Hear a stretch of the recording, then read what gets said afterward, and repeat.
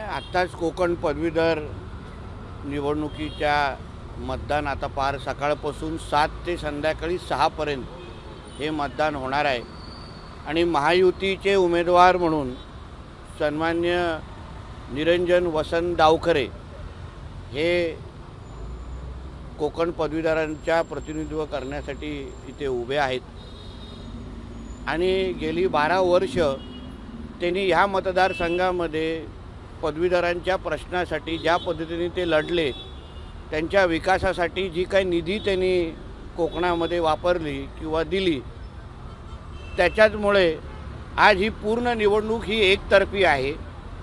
कुठेही विरोधी उमेदवार जे आहेत त्यांचं कुठेही प्रचार आम्हाला दिसत नाही आहे। महाविकास आघाडीचे कुठलेही नेते आमच्या सिंधुदुर्गापर्यंत रत्नागिरीपर्यंत येताना आम्हाला दिसले नाहीत। मला नाना पटोलेजींची एक कुठेतरी ठाण्यामध्ये सभा ते घेत असताना दिसले। जे इलेक्शनच्या काळात आपल्या स्वतःच्या उमेदवारासाठी सिंधुदुर्गापर्यंत येऊ शकत नाही, रत्नागिरीपर्यंत येऊ शकत नाही, ते पक्ष आणि त्यांचे प्रतिनिधी कोकणाच्या सिंधुदुर्ग, रत्नागिरी, रायगड आणि या पूर्ण भागाचा मतदारांचा विकास करू शकतात का, हा साधा प्रश्न आहे। म्हणून मी बोलतो ही निवडणूक एकतर्फी आहे, कारण का प्रत्येक पदवीधरांपर्यंत पोहोचण्याचं काम हे आमच्या महायुतीच्या कार्यकर्त्यांनी केलेलं आहे। तुम्ही कुठल्याही पदवीधराला जाऊन या जिल्ह्यात विचारलं, आजूबाजूच्या जिल्ह्यात विचारलं, जिथे जिथे निवडणूक आहे ते प्रत्येकजण सांगतील की होय आमच्याकडे भारतीय जनता पक्ष, शिवसेना, राष्ट्रवादी आणि अन्य घटक पक्षांचा कार्यकर्ता आला, बोलला, आमचं ऐकून घेतलं, आमच्या हातात निरंजन डावखरेजींचा जाहीरनामा दिला। पण त्याच्यासमोरचे जेवढे उमेदवार आहेत विरोधी, महाविकास आघाडीचे जे उमेदवार आहेत ते ना मतदारांकडे फिरकले, ना त्यांचे नेते फिरकले। जे निवडणुकीच्या काळात मतदारांपर्यंत येऊ शकत नाही ते निवडणुकीच्या नंतर काय येणार ह्याचा विचार पदवीधर मतदारांनी करावा। राज्यातील जे आज मतदान होत आहे राज्यात, एकूण काय वाटतं तुम्हाला? नाही, ही जसं सांगतो महायुतीसाठी ही विजय घोडदौड सुरू ठेवणारी ही निवडणूक आहे।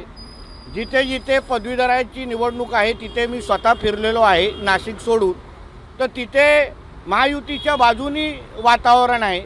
मुंबई पदवीधरमध्ये पण आमचे किरण शेलारजी उभे आहेत, शिक्षक उमेदवार पण तिथे उभे आहेत आणि म्हणून मला विश्वास आहे की महायुतीचं वातावरण या पूर्ण राज्यात आहे। आज देशात आणि राज्यात ही महायुतीची आणि NDAची सत्ता आहे। पदवीधरांच्या प्रश्नाला न्याय द्यायचा असेल, शिक्षण क्षेत्रामध्ये क्रांती घडवायची असेल तर मग महायुती आणि NDA शिवाय दुसरा पर्याय असला पाहिजे। कारण का काँग्रेस असो, उभाटा असो, राष्ट्रवादी शरद पवार गट असो, हे कुठेही सत्तेमध्ये नसल्यामुळे पदवीधरांना न्याय कसा देणार? आणि म्हणूनच मी तुम्हाला सांगतो ते इथल्या कोकणाची पदवीधरची निवडणूक ही एकतर्फी आहे।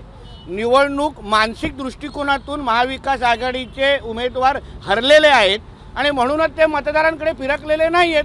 म्हणूनच काल 2 दिवसापासून उभाटाचे आणि शरद पवार गटाचेच मतदार त्यांचेच कार्यकर्ते आमच्या कार्यकर्त्यांच्या संपर्कात का आणत होते हे तुम्ही त्यांच्या नेत्या मंडळींना विचारा।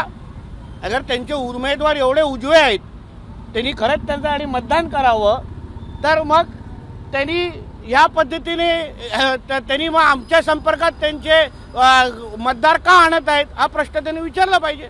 तर काल ओवैसीने शपथ घेतल्या, खासदारकीची शपथ घेतल्यानंतर जय पॅलेस्टाईन असं म्हणताय।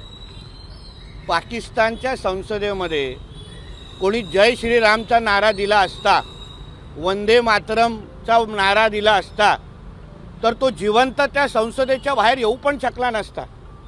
पण आमच्या संसदेमध्ये जिथे आम्ही लोकशाहीची आम्ही पूजा करतो, भारत हा लोकशाही प्रधान देश अशी आम्ही मानतो आणि त्या संसदेमध्ये उभं राहून जिथे डॉक्टर बाबासाहेब आंबेडकरांनी आम्हाला संविधान दिला आणि तिथे उभे राहून अगर विरोधी राष्ट्रांचा आणि जिथे अतिरेक्यांचा जय जयकार होतो, निरपराध लोकांना मारलं जातं, अशा अतिरेक्यांचा जय जयकार कोण अगर करत असेल तर तो 2 पायावर कसा बाहेर येतो याबद्दल भारतीय नागरिकांनी विचार करायला पाहिजे। हाच प्रकार पाकिस्तानमध्ये झाला असता, चीनमध्ये झाला असता तर तिकडच्या संसदेने त्याला जिवंत पण ठेवला नसता, नागरिकाने त्याला ठेचून मारला असता।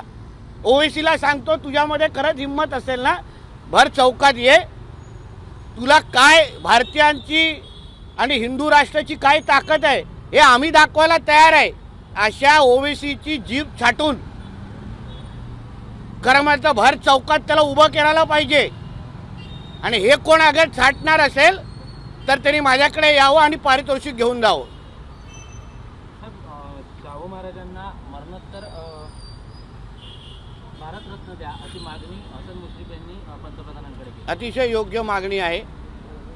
छत्रपती शाहू महाराजांचं तेवढं योगदान समाजामध्ये आहे। आज पिढ्यानपिढी आज त्यांचं कार्य आणि त्यांच्या विचारांवर चालणारे आम्ही सगळे नागरिक आहोत। म्हणून हसन मुश्रीफजींनी जी मागणी केली ती अतिशय योग्य, मी त्या मागणीला पाठिंबा देतो। महालक्ष्मी रेसकोर्सची महालक्ष्मी रेसकोर्स मुंबईतच राहणार। रेसकोर्सची 120 एकर जागा बीएमसीला देण्याची राज्य सरकारने मंजुरी दिली आणि त्याच्यावर थीम पार्क बनवणार आहे हेही सांगा। पर्यटनाच्या दृष्टिकोनातून चांगला प्रकल्प तिथे उभा करणार आहे।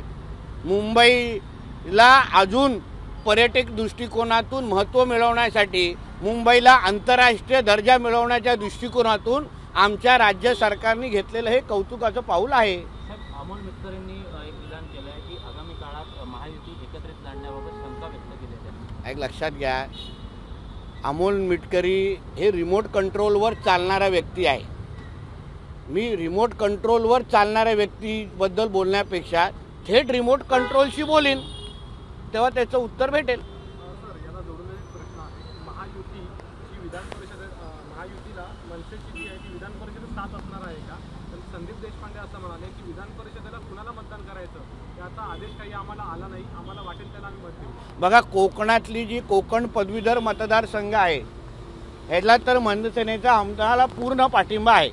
अभिजित पानसेजी तिकडच्याही मेळाव्याला गेले, त्यांनीही पाठिंबा जाहीर केला। राजसाहेबांनी पण तसे आदेश दिलेले आहेत। म्हणून मला असं वाटतं की मनसेना हे महायुतीच्या बरोबर आहे। सामनातून टीका झालेली आहे आज उद्धव बाळासाहेब ठाकरे यांचं मुखपत्र जे आहे पक्षाचं, त्याच्यातून की सुंभजळाला पिढी जळे आणि मोदी जे म्हणतायत की विरोधी पक्ष सक्षम असावा, त्यांनी हुर्रे उडवू नये, तर हे हुकुमशहाने गीता वाचल्यासारखं आहे असं त्यांनी टीका पंतप्रधान नरेंद्र मोदी। खरा हुकुमशहा ज्याच्या आजीने 25 जूनला आपल्या देशामध्ये आणीबाणी लादली, आपल्या देशामध्ये एकदाच आणीबाणी लादली गेली ते स्वर्गीय इंदिरा गांधीजींच्या नेतृत्वाखाली। आणि खरा हुकुमशहा काल राहुल गांधीच्या रूपाने आम्ही शपथ घेताना पाहिलेला आहे।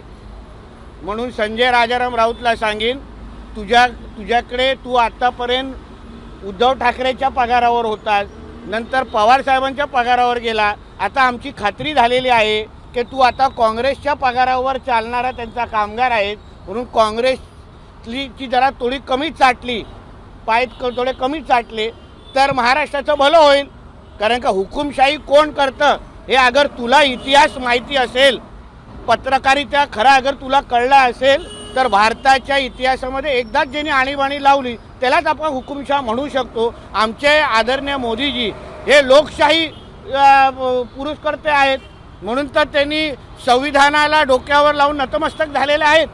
अगर मोदीजी अगर लोकशाही मानत नसते तर हे संजय राजाराम राऊत सारखे लोक आता जेलमध्ये असते इंदिरा गांधींच्या राज्यामध्ये। सर, एक राज्यातला महायुतीचा प्रश्न, रात्री उशिरा अगदी वर्षावरती खलबतं सुरू होती, दोन्ही DCM आणि मुख्यमंत्र्यांच्या चर्चा झाली, महायुतीमध्ये सर्व काही अलबेल आहे का नाही अलबेल आहे? तुम्ही त्याच्यावरच का चिटकलेला आहात? आमच्या अलबेल आहे म्हणून आम्ही रात्री एक दुसऱ्यावर बसतो की नाही, एक दुसऱ्याबरोबर तासनतास बसतो की नाही? अगर अलबेल नसतं तर तिन्ही आमचे नेते आपल्या आपल्या घरामध्ये बसले असते। महाविकास आघाडीसारखे आमचे एकत्र आहेत, चांगली संबंध आहेत।